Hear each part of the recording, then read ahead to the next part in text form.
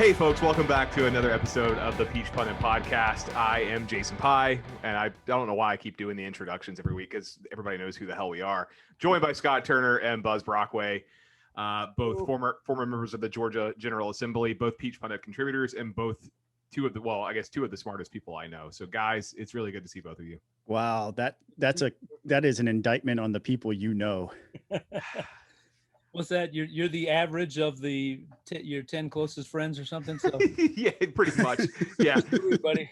No, I knew that. I knew that even before I said it. But actually, really, who I was talking about was Buzz, not so much you, Scott. So Buzz that makes more sense. Buzz is one of the smartest people I know. So he's Georgia Tech grad and all that nerdiness. Yeah, now you're just making me feel like regret my even saying this. Anyway, so candidates. That is picture Motley Crue saying girls, but it's candidates.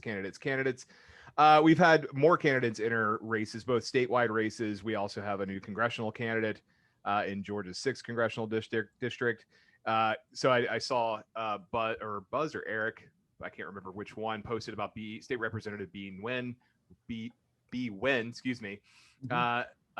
She has announced her run for Secretary of State. She's a Democrat, and all based on everything I've heard, she will probably be a pretty formidable candidate when it's all said and done.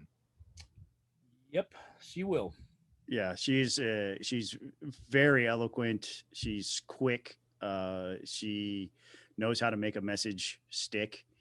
The media absolutely loves her in the greater Atlanta area, especially. She was the representative that replaced Stacey Abrams when Stacey left to run for governor. And so that's kind of the area she comes from.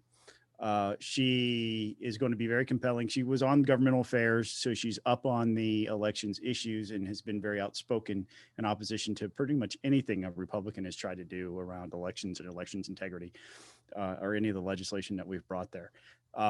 So, yeah, she's going to be a force to deal with, and I think she probably will end up clearing the field with her presence there. Yeah, I mean, Democrats, they don't necessarily say nobody else should run, but they all seem to gravitate behind. They do a much better job than Republicans do of gravitating behind one person. And so I imagine that Nguyen is the de facto anointed candidate on the Democratic side for this position. So. Well, she's announced that she's running. She's going to immediately start raising money. She is, it's not to say there won't be a Democratic candidate who comes out and tries to run against her. Almost certainly will be somebody else, just some other opposition that she'll have. Right. But at the same time, she's probably not going to be spending nearly as much money as we are going to be seeing spent, and the money we're going to be seeing spent in this Republican primary for Secretary of State between Jody Hice, David Belle Isle, and Secretary of State Raffensperger. So while that field is fighting it out, she's going to be sitting pretty with a bank that, she'll have to do some modest things here and there to get voter turnout in the primary just to make sure she does get the nomination. But Republicans will be duking it out, spending money, wasting resources, and possibly blowing chances to keep the office come November 2022. Am I reading this right, or am I wrong here? No, I absolutely agree. I mean, Brad Raffensperger showed first time around he's willing to dip into his considerable personal fortune. I would anticipate he would do that, be willing to do that again. And then David Belle Isle in his first run raised quite a bit of money. No reason to think he can't do that. And then Jody Hice with his congressional, his congressional fundraising machine, and probably being able to tap into a little bit of national money because of who he is as a congressman and stuff. So yeah, and I imagine that also be the conversation on the Republican side will be a little different than the conversation that they'll be having on the Democratic side. The issue set will be a little different, I imagine. So. No, I think you're right, but I don't know. It's going to be interesting to see how that shapes out. But just the same, we have another potential candidate, Matthew Wilson, who may be running for insurance commissioner.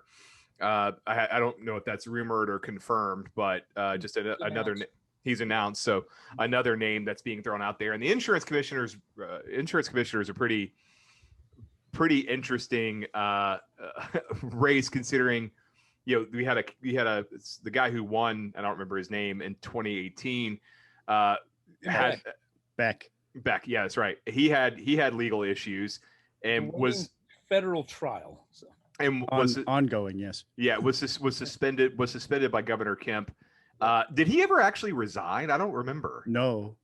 So the state constitution has this really weird quirk that while you are suspended, you're still drawing a paycheck, and until that's resolved, the current commissioner of insurance is officially an interim.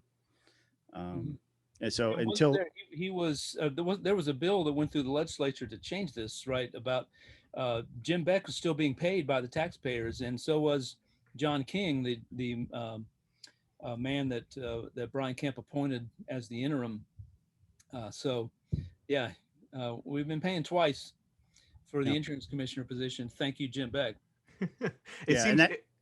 That happened almost immediately upon him being sworn in. It was within months that the federal charges were brought by the former U.S. attorney for this area, B.J. Pack, one of our former colleagues in the House, and a Trump appointee. Good guy. He's fantastic. Beck allegedly stole $2 million from was the Georgia Underwriters Association, that he was their executive director. He was accused of double dipping and also taking money from a charity or using a charity to launder money.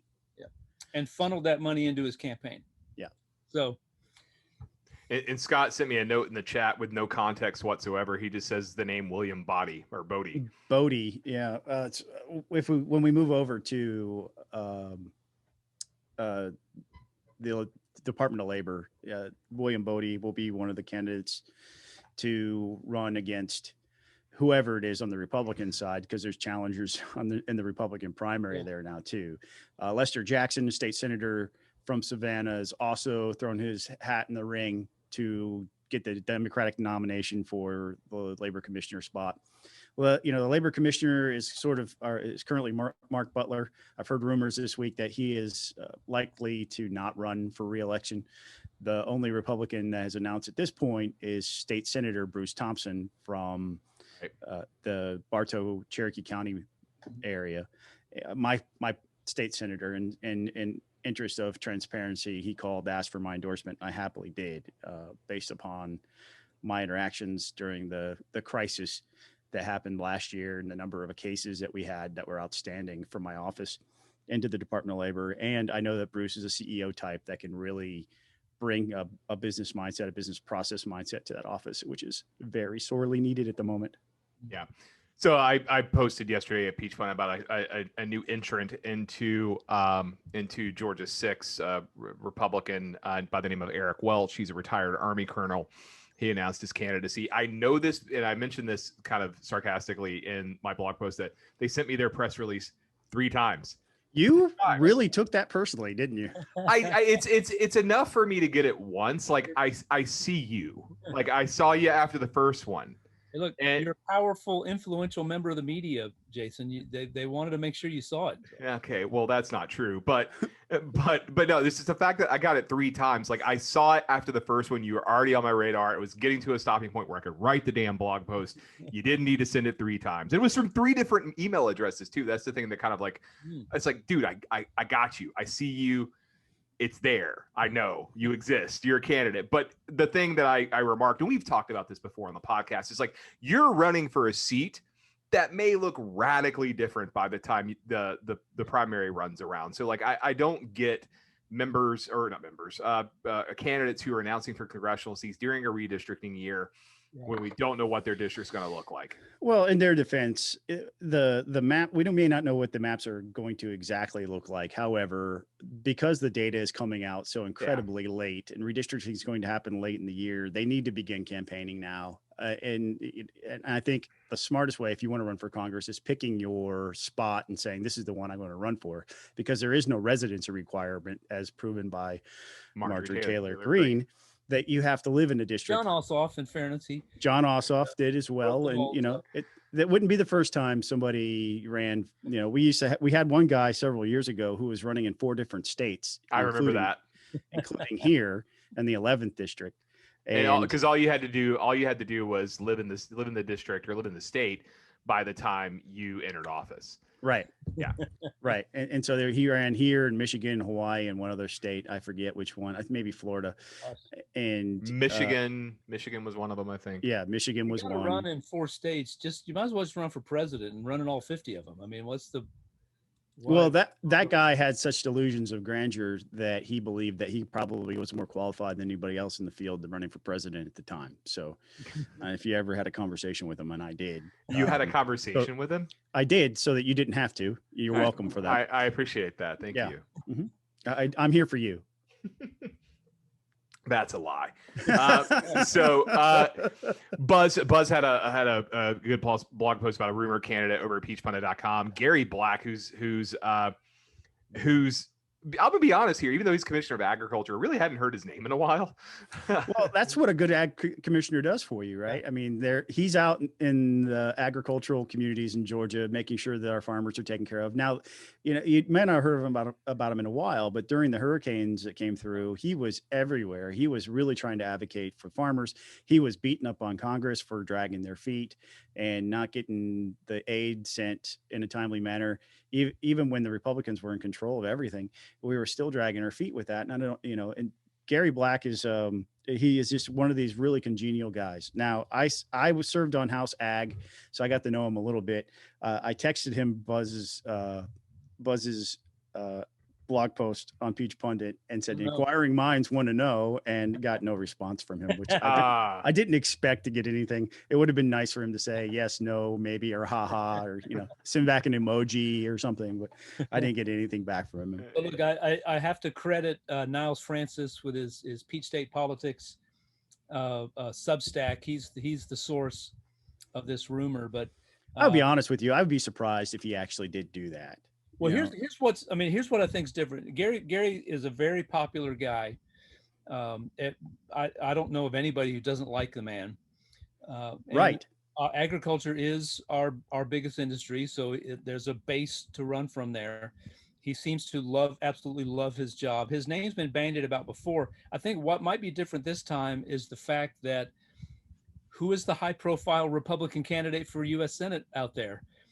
They seem to be stepping aside. Perdue, Doug Collins. You know, what's Loeffler going to do? We don't know. But you know, Herschel Walker. You know that seems to come and go. So who is your high profile? No offense to the 2 gentlemen who are in the race right now, but who is the person who has the pedigree like Gary Black does? And I don't know. So it wouldn't shock me if influential Republicans are having a chat with him and urging him to run for that position. I think that's what might be different this time than in previous times. So we also have another candidate, State Senator Burt Jones, potential candidate, State Senator Burt Jones, who recently met with former President Donald Trump. I have not seen that report anywhere, so tell me what that's about. Yeah, so I think it's over the weekend. Burt Jones tweeted a picture of him at Mar-a-Lago with the president, saying it was nice to be able to sit and talk with him. I don't think a state senator from Georgia goes down there, especially one in Burt's situation. You know, he was very loud about his belief that the election was fraudulent here in Georgia, and therefore gained some support from the president there as a result of his actions. Those are his actions, not mine. I want to be clear on that. But just... Are you sure, Scott? Well, you know, these days you got to make that very clear, you know, otherwise you get canceled for stuff you don't actually believe. So hopefully I was clear on that. But the reality is that Jeff Duncan's political future being up in the air as much as it is, Burt has been saber rattling for quite some time now that he would primary Jeff, even if Jeff does seek to gain the nomination for re-election. So I think that's the direction Burt is heading. I think he's heading towards an LG run. If I'm reading the tea leaves, that's what I'm seeing. Yeah, I agree. And Burt Jones also was one of the first elected people out there supporting Donald Trump in 2016 as well. So yeah. Him and Steve Tarvin. Yeah. Interesting. And interestingly enough, Brad Raffensperger. Mhm. So that's all I got in terms of rumored candidates. I mean, one of the things I've got to sit down and do at some point for Peach Pundit is I started doing this like a few weeks ago, in addition to also trying to get our Facebook page up and running, is to put together like a list of all the candidates who have actually declared, and list to either ethics filings or FEC filings. That's something I'm off the next 2 days. Like I don't have to work at all for the next 2 days. So this may be something I actually try to do. Nice. Yeah. So, because my boss is like making me take 2 days off because I ended up having to work over the weekend. So, Well, that's a good boss. You should buy her a 6-pack of Reformation. So I actually have plans for that 6-pack of Reformation. So I was invited to my other podcast, Reclaiming My Time, with former FCC staffer Nathan Leamer, invited me to a cookout at his house. So when I go up to DC in a couple of weeks, I'm taking that 6-pack with me, and we're going to drink it at his house. Oh, a little piece of Cherokee County heading to DC. Nice. Yeah, and I'll also stop and get a 6-pack of Creature Comforts Tropicalia, because that is my favorite beer. Good. So yeah, it's a great beer. So a little bit of some other news related to the legislature, which we neglected to mention last week, was that State Representative Bert Reeves has left this. He's resigned from the Georgia State Legislature, Georgia General Assembly, to be the president of the Alumni Association at Buzz's favorite school and alma mater, Georgia Tech. Actually, what he's doing, he is not the Alumni Association. He's my bad. The vice president of Institute Relations, which does a couple of things at Georgia Tech. Government affairs is one of them. So the lobbyists that Georgia Tech has at the federal, state, and local level would work for Burt, and he'd also be involved in economic development activities that Georgia Tech is involved in. So yeah, this is, as a Tech alum, this warms my heart that a friend of mine got that job, and he'll do an outstanding job there.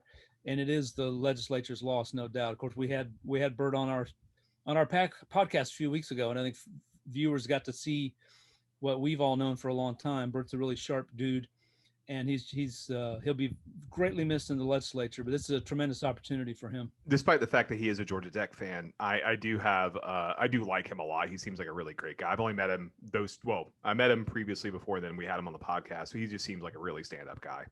He is, and the issues that he's worked on were vitally important to people. Adoption legislation seemed to be the thing he kept going back to try and fix. And at one point had legislation that was being threatened with a veto by Governor Deal at the time for political reasons. Really, honestly, I gave a speech from the well Morning Order about that, because it's so important that we try to fix our adoption system here in Georgia. And Bert just dove in head first on that.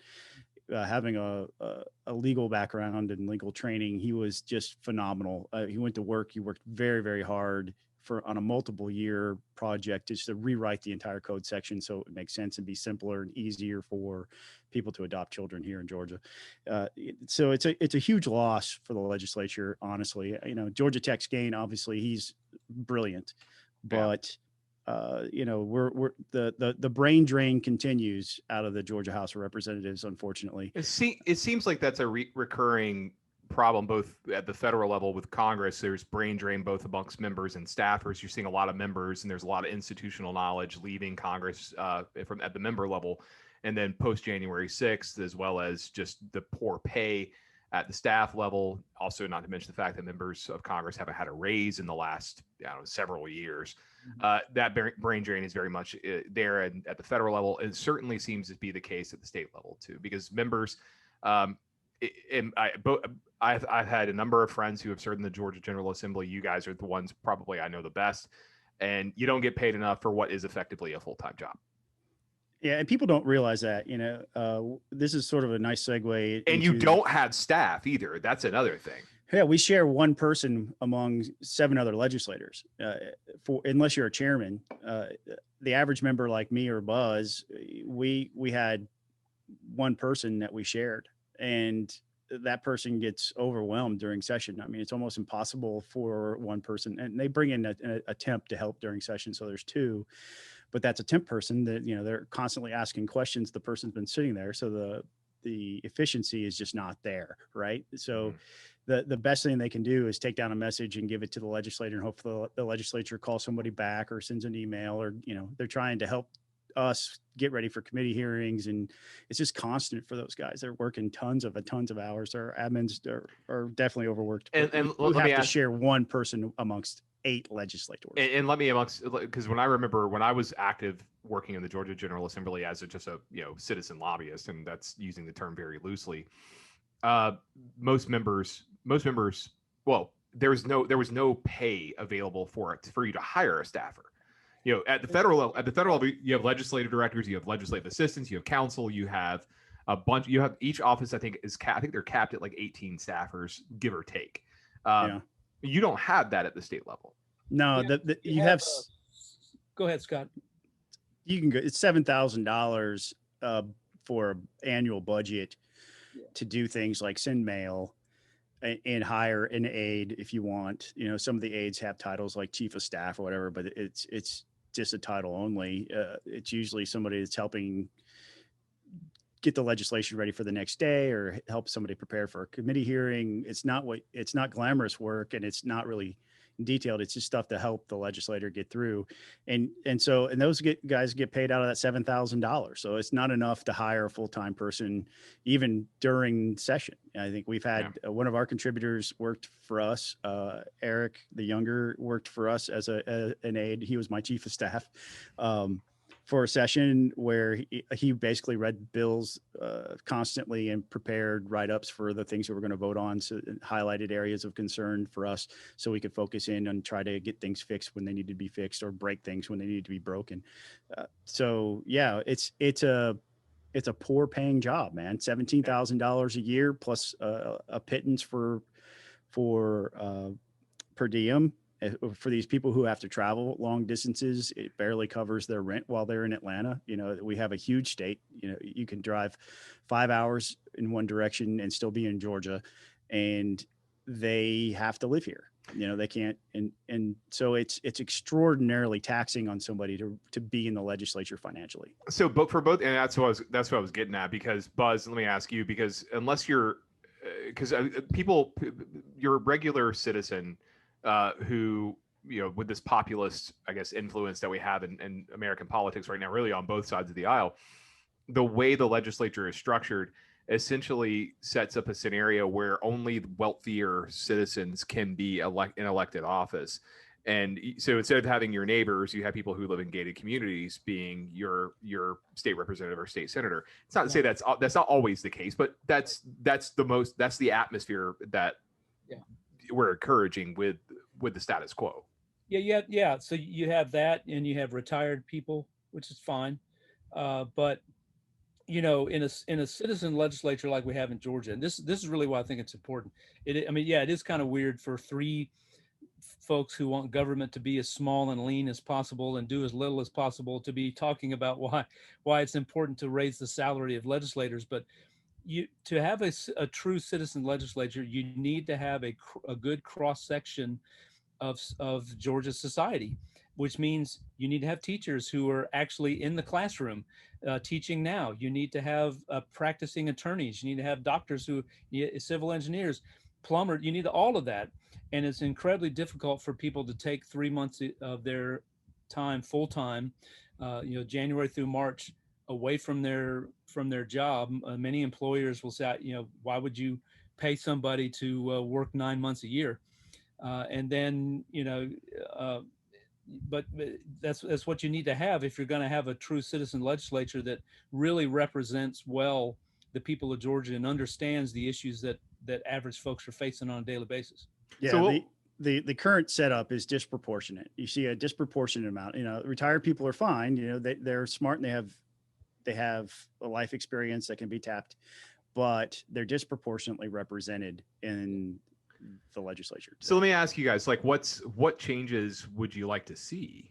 Because I know we might have discussed this sort of detail before, but I don't think we did. What changes would you like to see? What $17,000 a year is not a lot of money for what is, again, a full time. Even when you're not in session, you still have to do work, constituent work. Yeah, it's a minimum wage job in its current rate. I mean, if you do the job the right way, you're working way more than 40 hours during the legislative session per week. You're working closer to 50 to 60 at a minimum. When it gets into the later days before crossover and then on sine die, you're talking about, almost working a 24-hour day. Yeah. I mean, it's really that. I mean, you might get 6 or 7 hours of sleep, and then you're right back at it the next morning, and then you go until midnight, 1 a.m. Now they're going way past midnight. So the number of hours you're working is extraordinary. What I'd like to see is definitely the pay increase. Now, I voted against pay increases for virtually everybody while I was in the legislature, primarily because the way our budget was set up, we had not been paying our teachers what we should. We weren't fully funding QBE. And I felt like it was a sacrifice that we needed to make in order for those people to be able to pay their rent. But the QBE has been either close to being funded or fully funded for several years now. And the legislature still has not had a pay raise since the 90s. And you just can't draw good quality people. We see people like Bert Reeves get a job and leave, and the legislature is poorer for it. Now he's going to do a good job where he goes. He can still work on policy issues, but it's going to be in a very narrow area. So we lose a lot of institutional knowledge. We use just a good brain. Yeah. And so it happens all over the place. Our friend Mike Dudgeon left after 6 years, one of the smartest people you'll ever meet. Some people get appointed to be a judge. They jump at that opportunity because it's a full-time job with a full-time salary. So I think the pay needs to be raised. Wes Cantrell has a bill that would raise the salary to $29,000. The Speaker of the House this year made him the chairman of a compensation committee focused on that specifically. And I know it's going to be untenable, especially heading into a very contentious election year, but it has to happen. Otherwise, we're going to continue to see the smartest and brightest leave. And we're going to have this revolving door in and out of the legislature. And the only people you're going to have there are the people who have been there forever and ever and ever. Yeah. And so I think his 29,000, I think is a little too shy. I think it's fairly weak. It barely adjusts for inflation since the last pay raise. And I think it needs to be much higher. I think it needs to be closer to 60,000, to be honest with you. So let me ask you. So I mean, I would say 60,000. I'm not. As a taxpayer in Georgia, I am not opposed to that. I think that might be a little too much, but I definitely would say whatever increase you do, and I think the sweet spot is somewhere between 40 and maybe 50. You index it to inflation. That way it's an automatic increase every year, and you're keeping up with the cost of living. Buzz, do you have any, before I move on to the next subject, because I really want to dive into this next subject? Do you have any final thoughts on that? Scott's nailed it on the head. I 60 maybe. I'm more with you, Jason, in the 40 range. You look around at what other states do, and that's not out of line with what they do. But yeah, it does need to be addressed. Yeah. So we had a visitor yesterday in Georgia. The House Minority Leader Kevin McCarthy came down to Georgia with he also with him was Senator Lindsey Graham from South Carolina. And McCarthy he attended the Georgia Republican Party's annual fundraiser, and while he was here, he held a press conference. There were some pot shots taken at corporate influences in Georgia, especially as it relates to the voter law, which we're going to circle back around to in a minute. But one of the things McCarthy made some news for was about Liz Cheney. And also about that corporate influence. I think Graham actually made the more pointed comments about corporate influence, but I want to dive into the Cheney thing, and I'm going to use moderator privileges here to do something that I'm hoping doesn't make Scott fall out of his chair. All right, I'm only going to put my seatbelt on. We're good. Liz Cheney. I disagree with her on foreign policy to a point where I think she is a warmonger, and I would agree with Donald Trump's criticism of her there.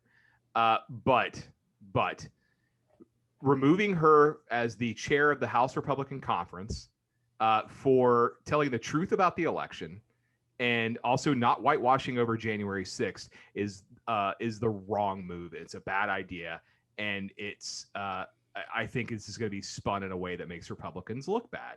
and which Republicans, I mean, McCarthy the other day said that he, in another interview not related to Georgia, he said that majorities are earned. What have House Republicans done to earn the majority back? They have not done a damn thing, and they're embarrassing themselves with this whole kerfluffle over Liz Cheney. Let the woman speak her mind. She has earned it. I get the fact that she's the chair of the conference, and I get the fact that she is expected to do certain things to retain that title. She has already been through this once in terms of a secret vote, whether or not she got to stay on as chair after she voted for the impeachment of Donald Trump. Again, I agree with Liz Cheney, and I cannot believe I'm saying this. But why can't you believe yourself? As a libertarian, she's a Cheney, for God's sakes, and I'm out here defending her, and it's killing me I'm dying inside right now. I don't know if you guys can see me dying. Well, I for one am enjoying watching you twist right now. But she hasn't done anything wrong. I think our Eric Erickson, I think, nailed it. What this isn't so much about her vote for impeachment. It's about they didn't toss her out before, but now she hasn't changed. She's continued to say it's time to move on from this guy, and it's time, and we need to put forward an agenda. And at the same time, Trump is making it very clear he intends to be involved in races all over the country. The Republican base still wants Trump. There are large groups of Republicans who say if he announced he's running for 2024, they are in. And so Republicans have decided, McCarthy and others have decided, we have to have this guy on our side in order to survive in 2022. This is what they think. Okay. And this is kind of the case that Eric Erickson laid out. And I think he's right. They're scared of Donald Trump. Cheney's not. And so she's not going to shut up about it. And so how do you reconcile that? And what Trump yesterday endorsed, I forget the lady's name, a congresswoman from New York. Stefanik. Who intends to, who's been calling members and saying, if there's an open spot, I'm interested. Which, by the way, in the Georgia House, if you did that, oh my gosh, it would be a nuclear bomb. I mean, absolutely. You don't make calls when there's not an open spot to declare that you're running for something. You just don't do that. But one more thing I'll say about this fear that Republicans have. I think you look to Georgia. Perdue and Loeffler were scared of Trump and what Trump would do, so they did everything that he asked them to do. They called on Brad Raffensperger to resign. They went around the state saying how the election was stolen and the votes were rigged. They even went so far as to say, we will challenge Georgia's electoral votes. And where did it leave them? Hundreds of thousands of Republicans stayed home and didn't vote. So, I get it. Republicans are in a really bad situation here because you can't live with Trump and you may not be able to live without him. But we know what happens. We have electoral proof of what happens when you suck up to Trump night and day, you lose. Yeah. And so if they're going to toss Liz Cheney overboard for that, it's not a good sign. So one of the things that happens in politics is with enough time, people forget, right? And Donald Trump doesn't forget. And so he has resources at his disposal to make sure he continually reminds people. He started his new platform, I think yesterday, if you can go read his version of the new Twitter. In which, by the way, he is claiming Section 230 protections. Interestingly enough. You can't comment on it, though. It's a one-way communication, so. Yeah, you can't, and it's all just him, right? So, but my free speech, right. So you can share it on Facebook and Twitter. Sorry, Scott. The point I'm trying to make, I'll get there eventually, is in politics things go away.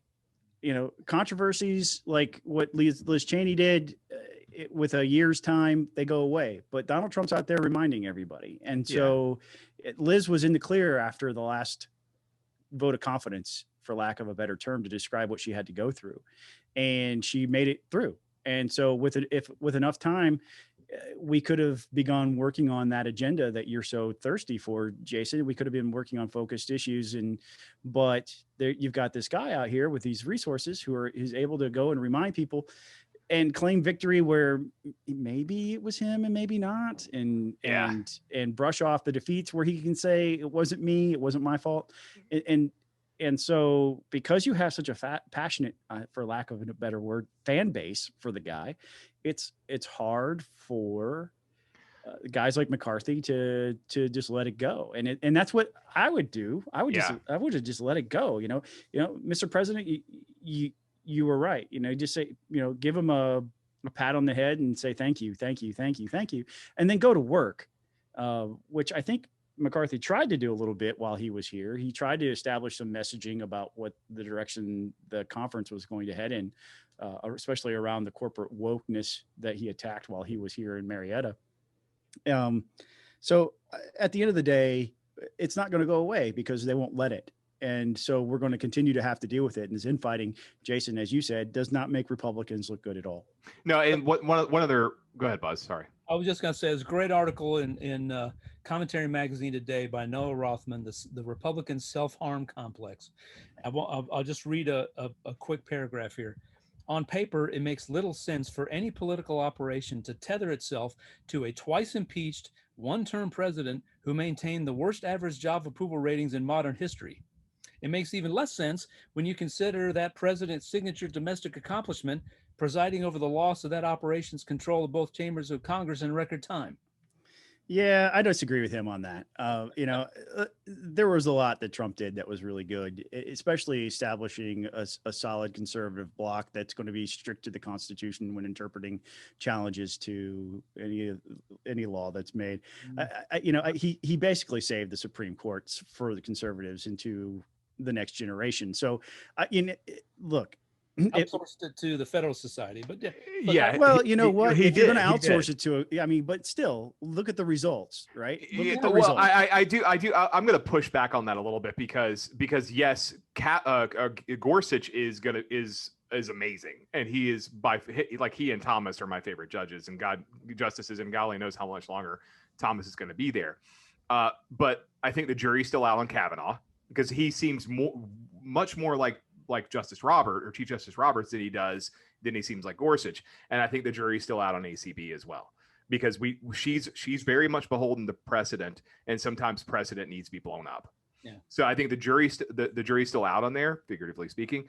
I do think some of his picks for lower courts, circuit courts and district courts, particularly circuit courts, like Judge Don Willett down in Texas, great judge, very libertarian minded. I appreciate that and like that a lot. The legislative changes, like the big legislative changes he got, like right to try, well, that's all going to be on FDA and HHS implementation. I don't know how the Biden administration is going to implement that. Not to mention the fact that the Right to Try Act was watered down. You have the Tax Cuts and Jobs Act, which is about to be blown up. And those are things you can't help. I get that. Because you're out of power, but while he was in power, saying that he has few lasting changes he has made his administration made while that have long lasting policy implications. But you cannot claim that his chief domestic policy was blowing up and losing power. I mean, you can't. That's not. I don't know that I agree. It's out of bounds, and it's a stupid comment. It's a moronic comment. I don't know. So look. I'll say this much. I haven't read the piece, and I don't read Commentary Magazine on the regular. Like when I say on the regular, I might stumble across it once a year. But let me say, Republicans. I will say that Trump cost Republicans a couple Senate races, and Georgia being prime among them. Both Senate races in Georgia being prime among them, and that was enough to shift control of the Senate. And on the House side, I think a lot of us thought that the Democrats were going to take the House and the Senate in 2016. They didn't. Republicans kept the House. Republicans kept the Senate. But the opportunity, like he did, healthcare was a big issue in 2017, 2018 for voters. Republicans didn't know how to message that. Trump did them no favors by calling the House healthcare bill mean, and then he kept playing into into Democrats' hands on healthcare in ways that ultimately came back and haunted the Republican Party. And I'll even add to that, also his general behavior hurt Republican candidates in 2018 and 2020. Well, I do think he deserves a lot of blame there.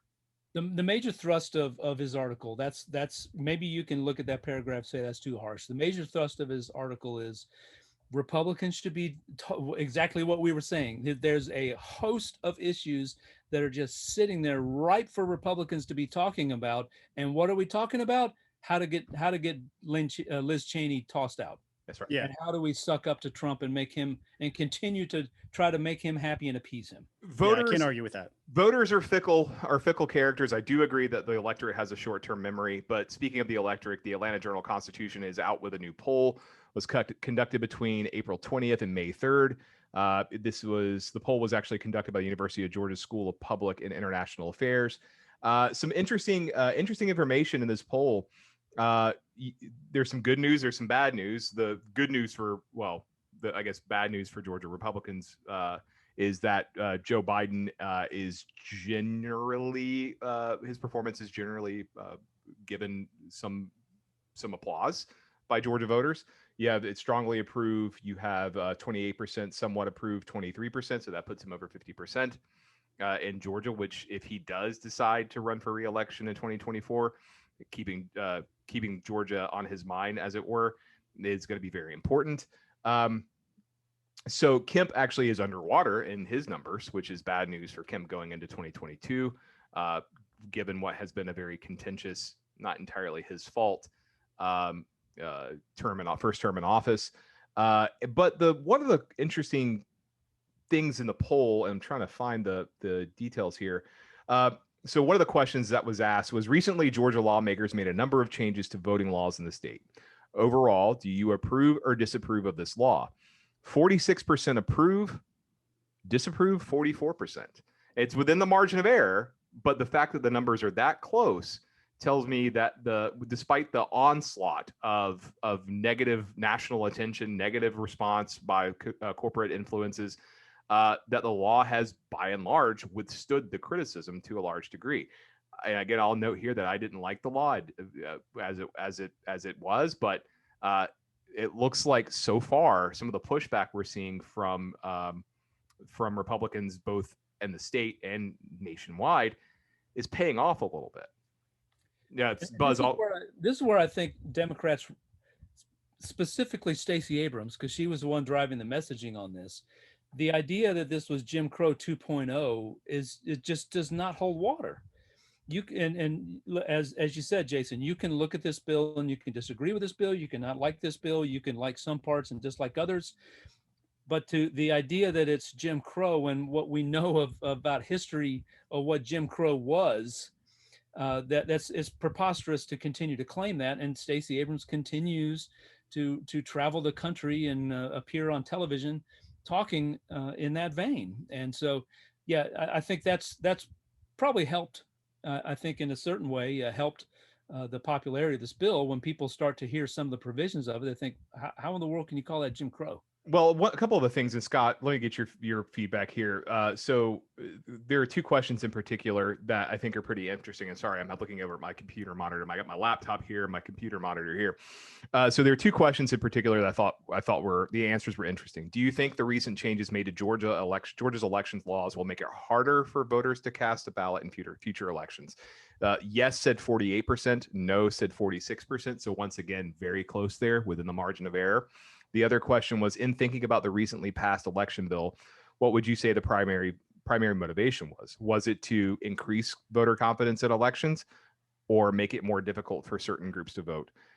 Again, extremely close, even closer than the other ones. 46% said increase voter confidence in elections. 47% say make it more difficult for certain groups to vote.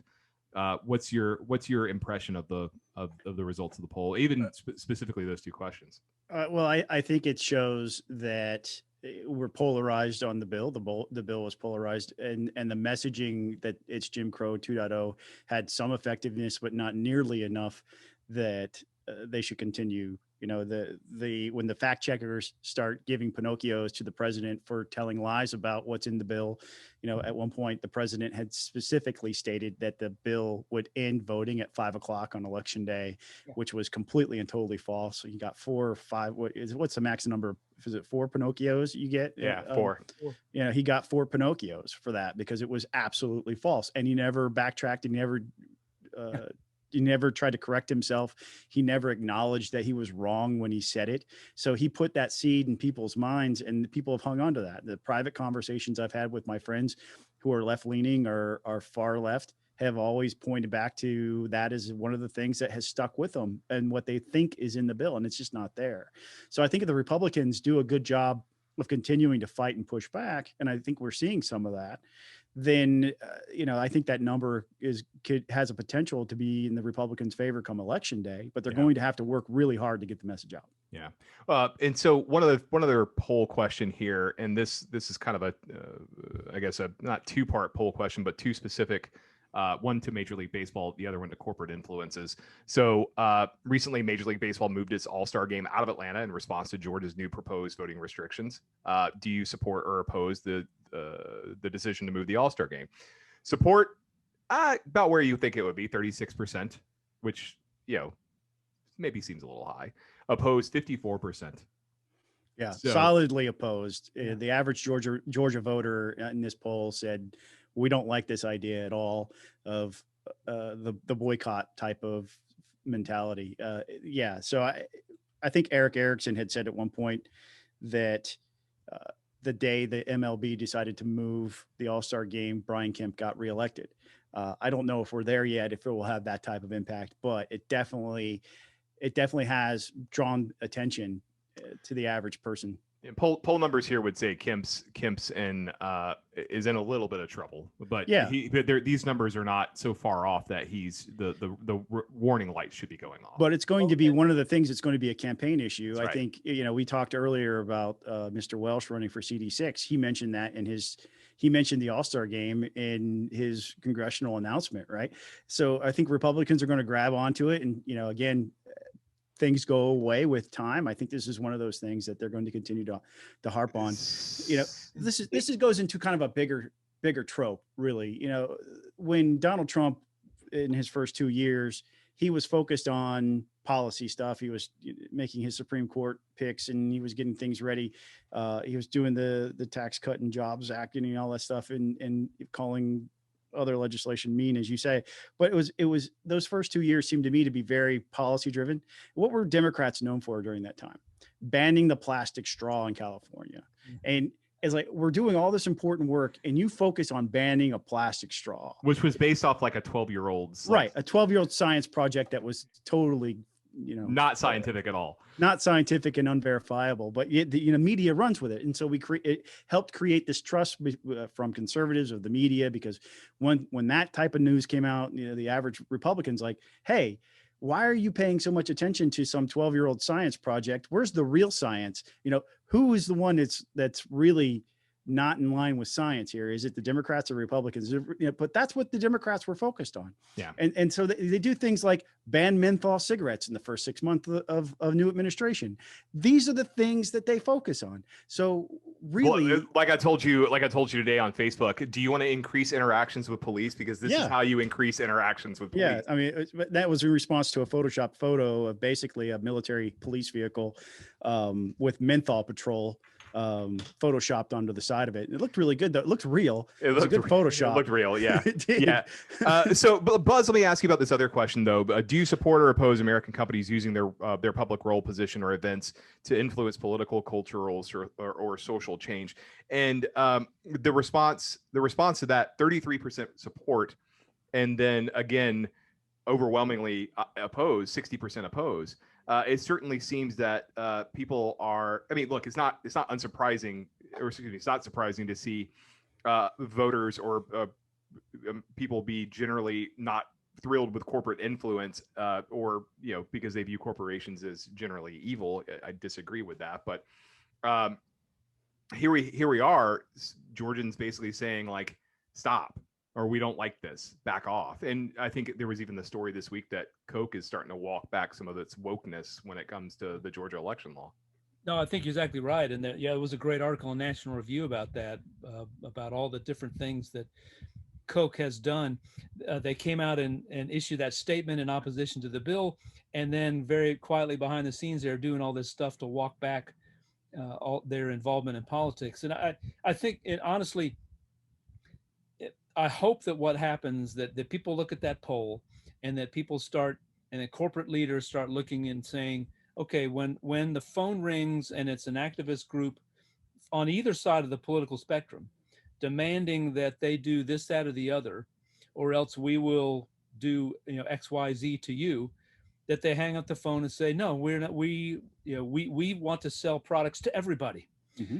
You had the CEO of Basecamp, which isn't a huge program, but it's used a lot for all sorts of, for discussion purposes, saying we're not going to have political stuff here. A third of his company of his employees got up and left, but guess what? He will hire new people who will come in and who will work and probably have a much happier work environment than people who want to sit around and be very, very online or very political all the time. So I hope that this is the beginning of a trend, that because I got to think that most corporate leaders, unless you're a real activist or a passionate about one issue or another, that most corporate leaders just want to shut up and sell their products and do their business and they want to sell to everybody. Yeah. Right. And we can get away from all this virtue signaling and corporations, and the shoes you buy being a political statement and all this sort of stuff.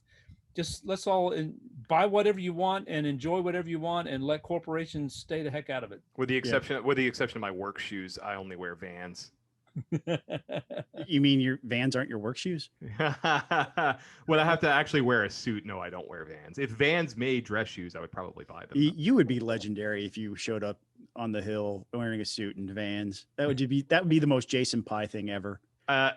First of all, don't tempt me because I will do it. Challenge made, gauntlet thrown. I mean, I have shown up. Photos. FreedomWorks can't fire me for this now, but when I was working at FreedomWorks, I actually usually did this during recess weeks, where I would show up basically wearing like an untucked, button-up shirt, a hoodie, and like jeans and like my Vans. I've done that before. I've shown up in it. Yeah, I actually got props from a Senate Budget Committee staffer afterwards for showing up wearing a hoodie. And actually, I think I was wearing a t-shirt that day and just wearing a hoodie and walking in and doing a meeting. So perfect. That's the most Jason Pye way to do a thing. During session weeks, I almost always wore a suit. Yeah. Because everybody else was wearing a suit and you just look weird. Before we go, I've got to bring up an issue that I know is near and dear to both, not just Scott's heart, but also my heart. And this is another state that's working on this. The Arizona... and Buzz's as well. Didn't mean to leave you out, Buzz. Sorry, but you are a tech fan. So the Arizona legislature has passed and sent to Governor Doug Ducey a civil asset forfeiture bill. It's HB 2810.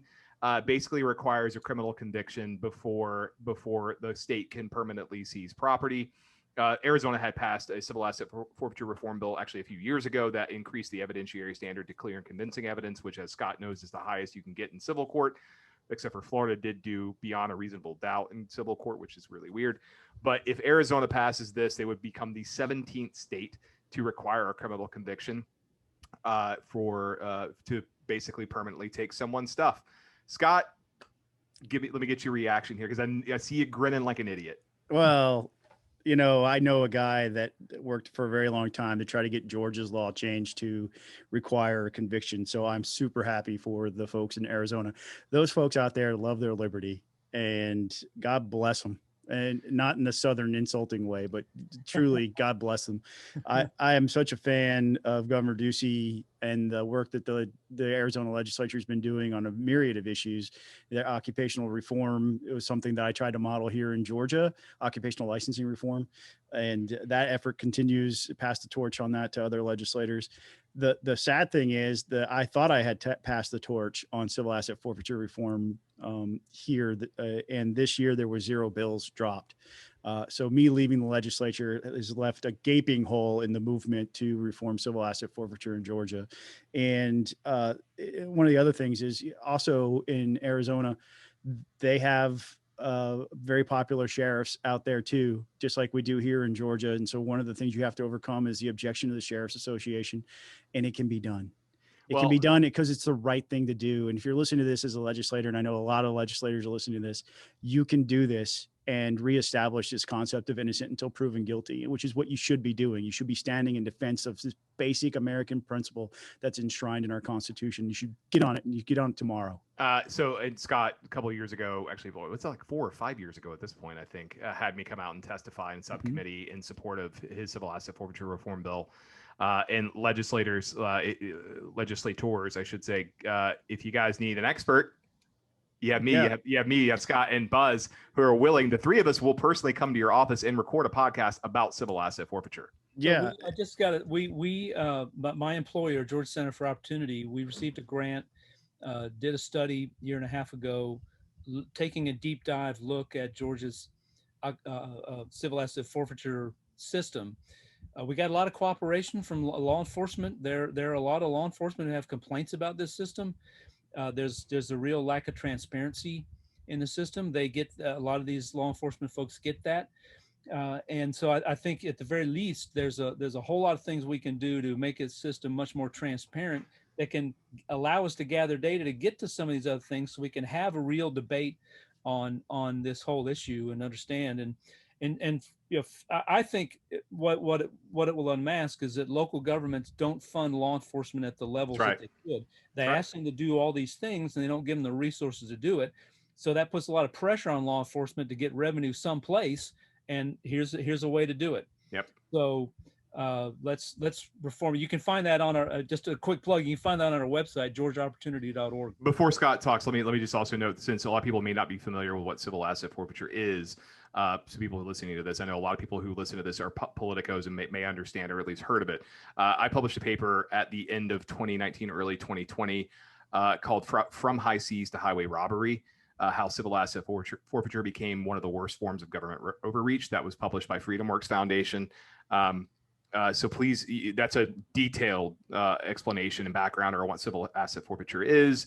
And there's also a lot of detailed discussion about the reform movement in states. Because when I wrote that paper, this is an update of a paper I wrote back in 2015. So I wrote an update 5 years later, just to kind of say this is the state of play now. It also talks a little bit about the Thames case, which was settled a couple of years ago by the Supreme Court, and incorporated the Eighth Amendment to the states. So Scott, go ahead. I want to talk to activists. If you're an activist and you're concerned about this, civil asset forfeiture allows the state to take your property without proving that you were actually criminally involved in any type of activity. So it turns this concept of you're innocent until proven guilty on its head. You go through the civil process before you're criminal. So you basically are forced to give away your property even before you're found not guilty. And then if you're found not guilty, oh, well, the state's still going to keep your property. It is just backwards thinking legally. So, but if you are an activist, I want to talk to you for a second, because there are things you can do. But you think pick up the phone and call your state senator and state house rep is going to be it. That's not it. Yes, do that. Call them. Tell them that you want to see a conviction required before the state takes the property. But you need to call your sheriff. Yep. The sheriff is popularly elected too. And I'm telling you, they're the ones that are holding this up. Now, I would stand in front of crowds for years and I say, don't be mad at the guy with the badge, because he's not the one that makes the law. I'm the one that makes the law. But they put so much pressure on us as legislators, and because they're the most popular person in each county, do you really want to run against your sheriff as well as your primary challenger? That's the question you have to ask yourself when you're running for re-election. And so many people are just like, I'm just going to walk away from this. I'll tell my sheriff I'm going to vote no matter how good the policy is. So you need to put pressure on your sheriff, and you tell them that they need to get involved in a way that is really a modest reform. Requiring a conviction is the American way. Yep. We should not be punishing people for criminal activity unless they are guilty in the eyes of a law of a crime. And we have a process for that. So tell them, you can still, the requiring a conviction is a really low bar, because if they're dealing drugs, or if, they're transporting huge amounts down I-75 through Macon or 95 through Savannah, they can still pull that over. They can still seize it. They can still hold it in evidence and then charge them with a crime, get a conviction, and then they can still seize those assets. And at the end of the day, but you got to get the conviction first. The way it works today is just wrong. Yeah. So if you are that activist, pick up the phone and call your sheriff. Yeah. And you don't have to be, that's the thing about civil asset forfeiture. I don't think people understand, is that you don't even have to be arrested, let alone charged or tried and convicted of a crime. The suspicion just has to exist. We call it a preponderance of the evidence, which is basically like a 51% likelihood. Yeah, I think you are a drug dealer, so I'm taking your car, even though it belongs to your grandmother. Right. And so, I mean, I remember I did and this goes back to Arizona. I did a Fox Business hit a few years ago after Trump made his comments about taking out a Texas legislator who was proposing civil asset forfeiture reform. And they had me on with the former sheriff of Pinal County, Arizona, Paul Babu, who was later allegedly involved he was a Republican, allegedly involved in a tryst with an illegal immigrant who also happened to be of the same sex. Talk about irony. But that interview, I found out later, it was Chuck Payne's show, Charles Payne's show. I don't remember which one he goes by. They invited me back on. I asked who I was going to be going against, and they said the same guy. And in between the first time I was on with him and the second time I was on with him, he had been indicted for abusing civil asset forfeiture proceeds. And I sent them the link, and I was like, cool, if you have me on and you have him on, I am bringing this up. Yeah. Here's the thing. The worst offender for abusing the civil asset forfeiture process in Georgia was the DA, David Cook, down in Macon. And he lost his reelection. He lost his primary challenge to a lady who used that issue to run on. So the people are crying out for it. Even whether you're Democrat or Republican really doesn't matter here. Although it doesn't matter here. I have other stories around that. It'll take another hour. But the reality is, when you use this process and you use it to target people and you're abusing it, the people are paying attention. The voters paying attention. And you can be a district attorney and be what you think is popular, and they're going to toss you if you continue to abuse this, if you continue to fight this. One of the things that the Prosecuting Attorneys Council, at one point, I had one piece of legislation that was really just very narrowly tailored. It had to do with a very specific aspect. And the Prosecuting Attorneys Council came to me and said, we're not going to fight it. And then we go into the next legislative session. It got it out of the House and over to the Senate. So I had to continue to work on it in the second year of the legislative biennium. And lo and behold, here comes David Cook, and he's sitting right next to me, representing the Prosecuting Attorney Council in Georgia, saying this is a bad bill. And it would have taken money out of his pocket. That's the problem. That was the problem with the bill. So the big opposition right now in the area, to bring it back to the Arizona bill, is the DA of Maricopa County, which is the largest county in Arizona. It's the most populous county in Arizona. And so she's fighting. And her predecessor, Bill Montgomery, who is now on the Arizona State Supreme Court, has been like one of the big obstacles to any criminal justice reform legislation, as well as significant civil asset forfeiture reform. And then I know the AG and Mark Brnovich in Arizona fought us last year on civil asset forfeiture reform. He doesn't seem to be a problem this year, but the Maricopa County DA certainly does seem to be a problem. So guys, we are out of time. It's good to Buzz. Did you want to say something? Well, just think, we all remember the death of Michael Brown in Ferguson, Missouri, and all the things that happened after that. The Justice Department looked into that police department after the fact. And one of the things they found was that there was a very hostile relationship between the police department and the citizens, especially folks who lived in the area where Michael Brown lived. Fines and fees.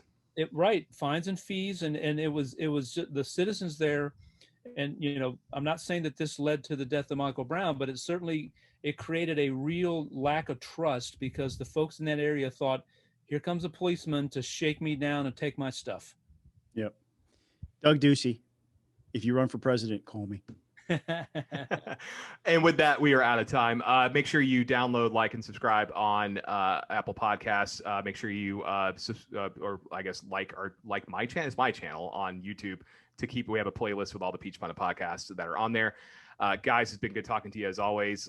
You're giving me an idea just from this discussion about maybe some just a single issue based podcast that we can do, especially as we get into the summer months when there's not going to be as much going on politically, and we can just nerd the hell out. So if you guys are in, I'm in, and we can turn that into our weekly podcast. But until next time, peace out. Take it easy, folks.